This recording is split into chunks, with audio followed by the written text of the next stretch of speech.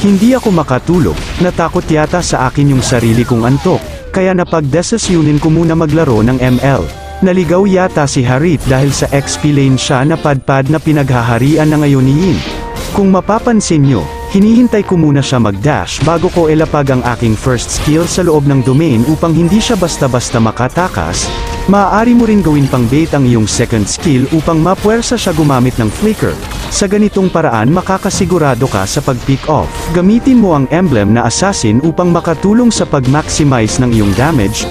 Thrill para sa adaptive attack, Master Assassin pang tunaw sa mahilig mag-solo sa lane at pang-ambush, at Lethal Ignition pang secure ng kill.